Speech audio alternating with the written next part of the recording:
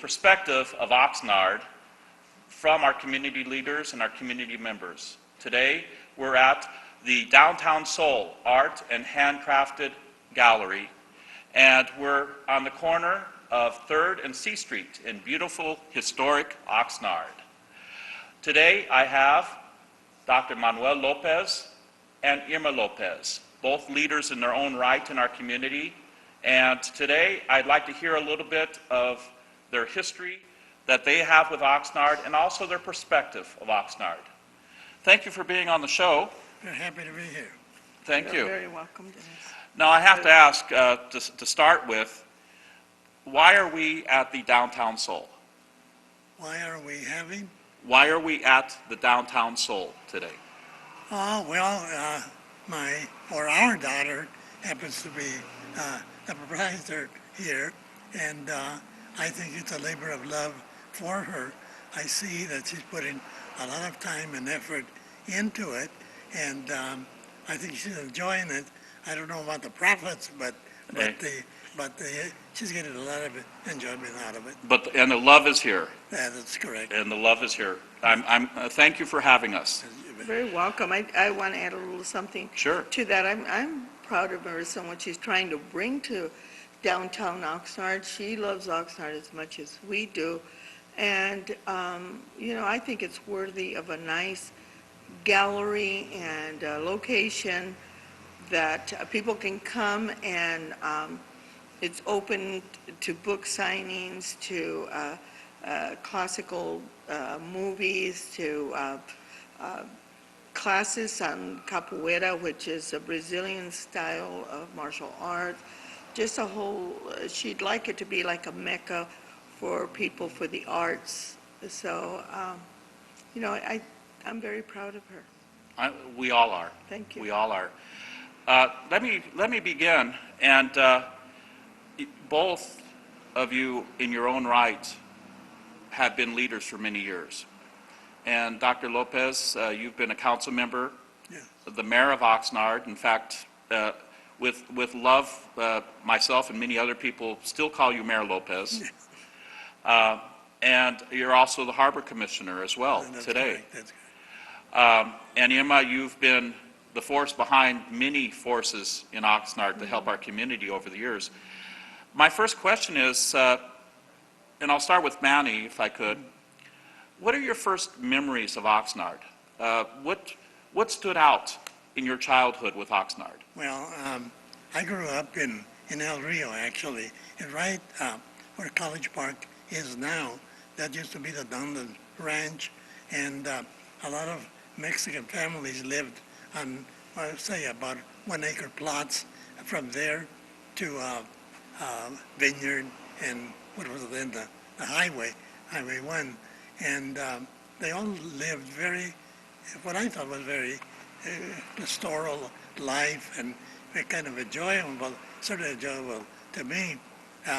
And so we were very isolated because even though in historical time period, it's not that long ago, but we didn't have electricity. We had a water tank. We had an outdoor privy. So it was very primitive.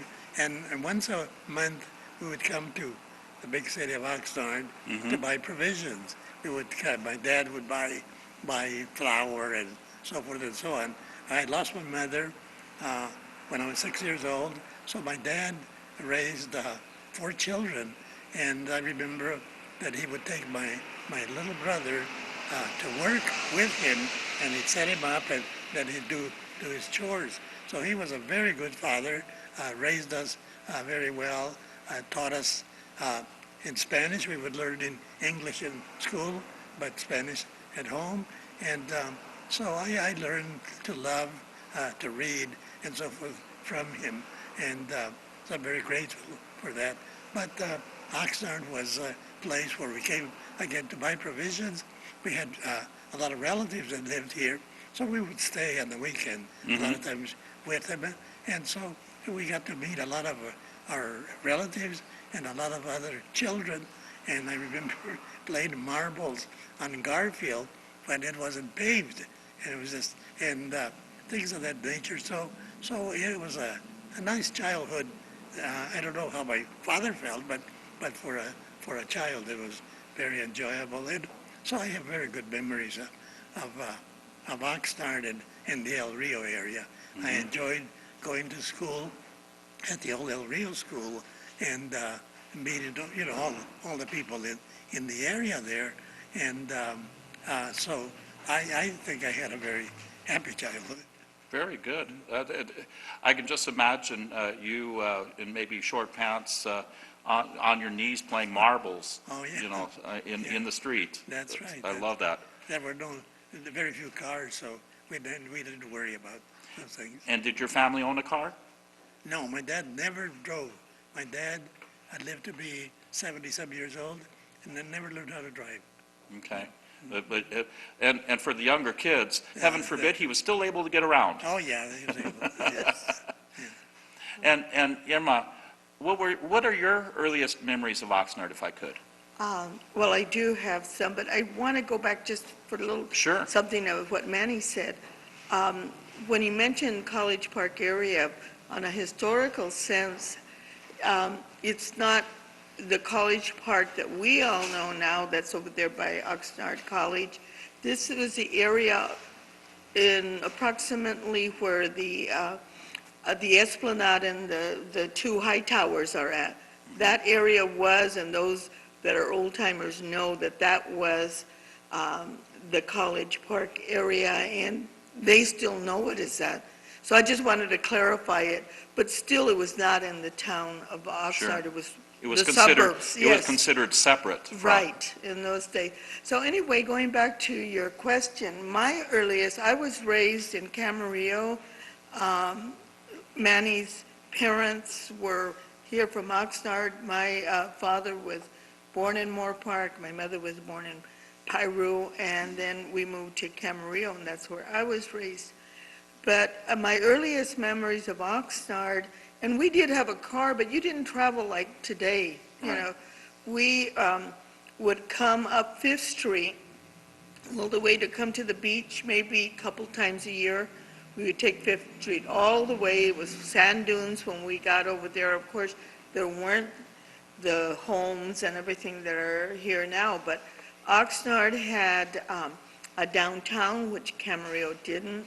So when it was time to come and buy clothes, that school was starting in September, that was another trip. So I'm thinking back that maybe at the most, we would come to Oxnard 5 times a year. And this is from Camarillo. I mean, we stayed around there, our neighborhoods. So I didn't move to the city of Oxnard till about I think about 77, I think, in that. But even though I wasn't born and raised here like my husband, it's kind of rubbed off. I love this city. This is the city of where, I consider home. My children were born here. My grandchildren were born here. And even a couple of my great-grandchildren. So this is home to me. I like how you say that, because today Oxnard is more than 200,000 people. Back in the day, it was much smaller naturally. About So 8,000. how many? 8,000. 8,000 people. So truthfully, there weren't that many people who were born and raised here. When I became involved in the city, it had about 35,000. Uh-huh. And when I left as a mayor, we had 200,000. So tremendous challenges that everybody faced in providing services to the growing population.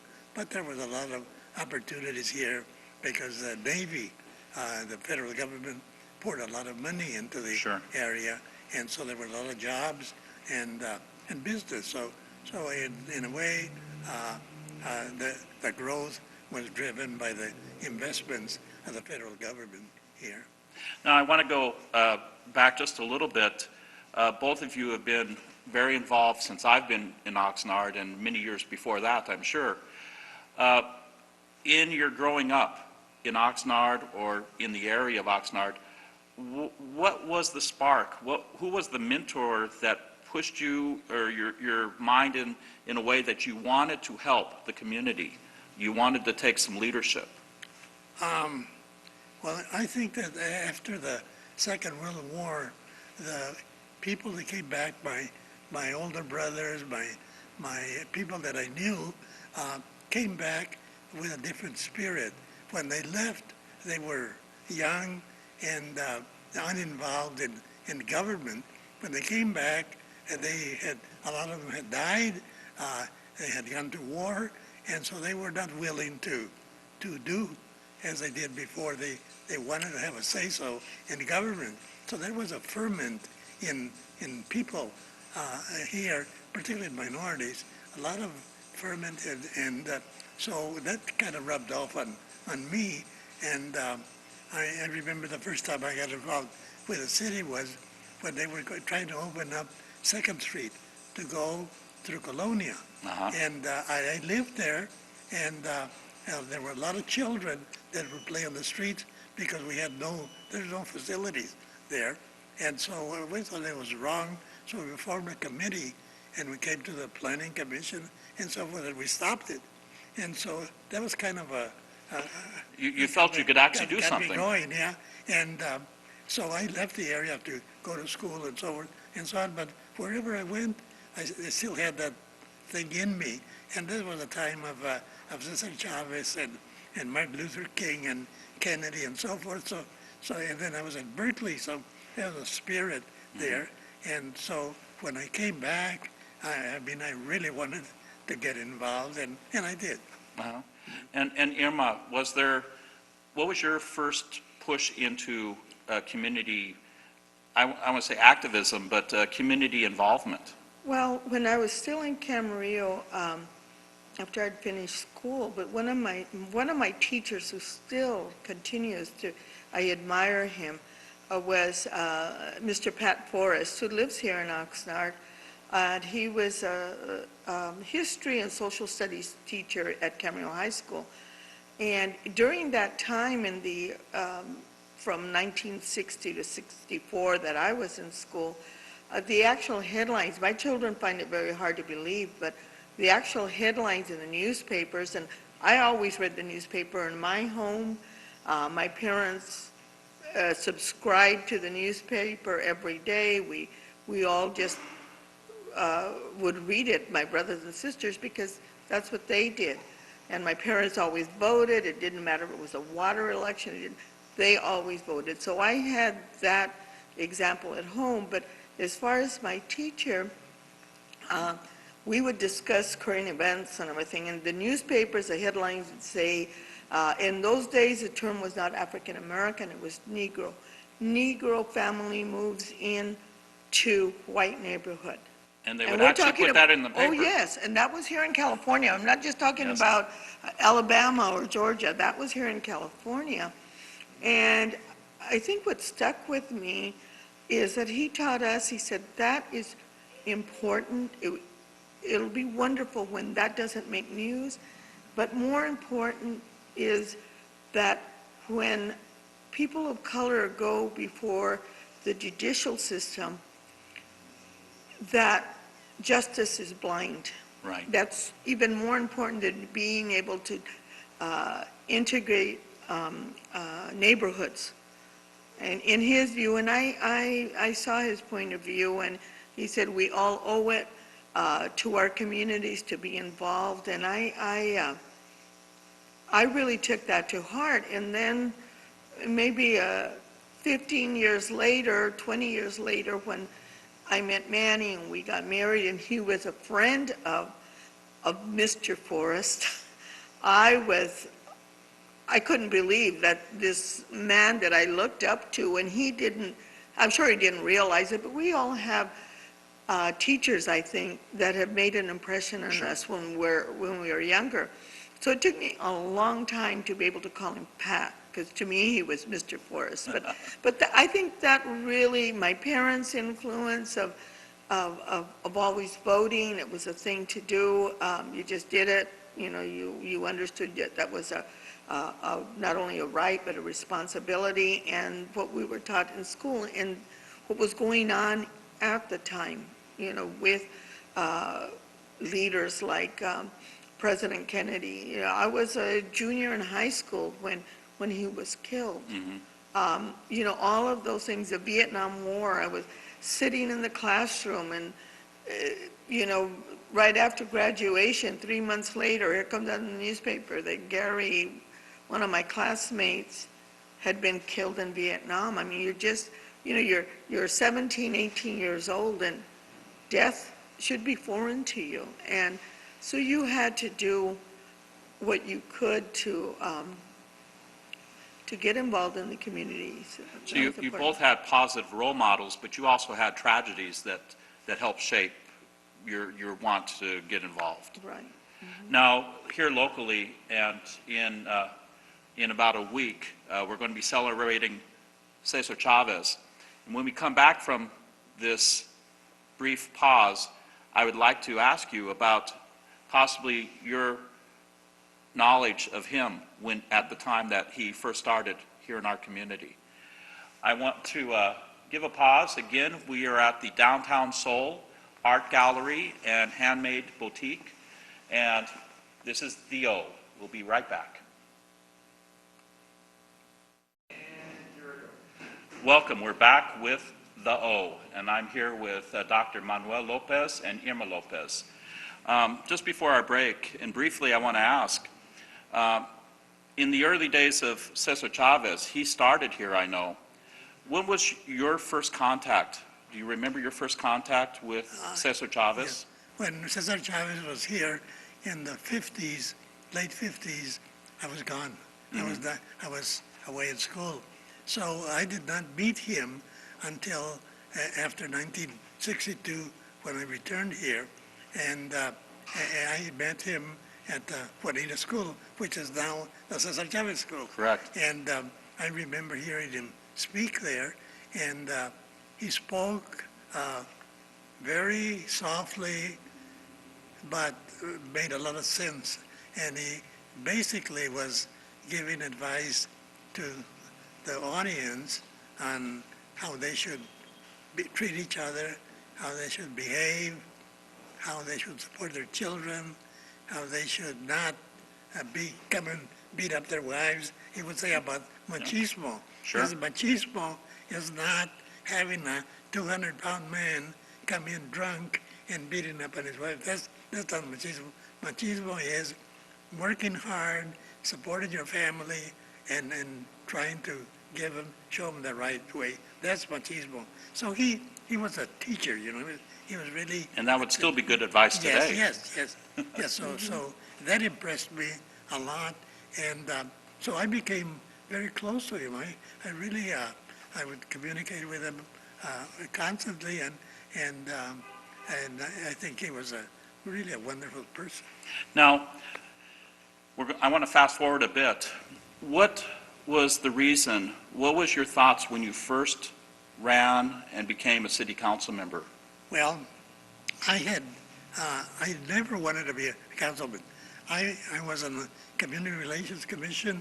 At that time, our mission was to try to overcome the profiling and the allowing minorities to integrate within the community, because there were a lot of legal documents that prevented that. They could only be there if they were servants. They could not live there.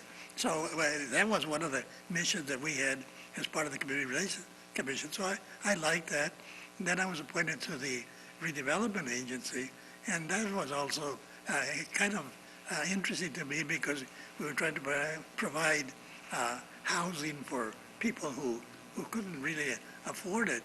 And then I went up as a planning commissioner. I really loved that.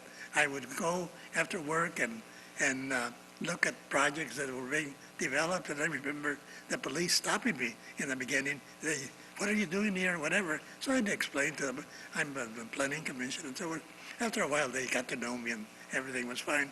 So I really enjoyed that, but I never wanted to be an elected official, because I was busy in my practice, and I thought that was more important to me. And but people kept telling me, oh, you should do this, you should run and whatever. So eventually I figured, well, I'm going It to sounds do like, it sounds like you grew into the position. Yes, yes, yes. And so I had been, when I ran for the council, I had already been involved for, I don't know, 15 years or whatever. And so I knew pretty much what was going on. And so I was successful. So I really enjoyed all the time that I was there. I enjoyed talking to children. I enjoyed going to the schools, like I have the Royal Readers and whatever, because I knew that whatever advice you gave them would be meaningful. They would remember that because I remembered adults talking to me. So I thought it was very important, and that was an aspect that I enjoyed. I also enjoyed talking out in the community because I knew that there were a lot of people who were very humble, and they would never ask for anything. And I would tell them, you can't be that way because in government, it's just like having a big family and wanting to give all your kids everything they want. You can't do it. So the people that get the good things are the people that insist on them. You Right. cannot wait for your turn because your turn never comes. And so I tried to teach them, and I enjoyed that. Now, I have to ask, can you name, it may be a difficult question, can you name maybe your one or two biggest successes that you believe you were a part of? Well, I enjoyed developing the Veterans Memorial. Okay, I enjoyed that because an individual who was very active in my first campaign asked me after I was elected.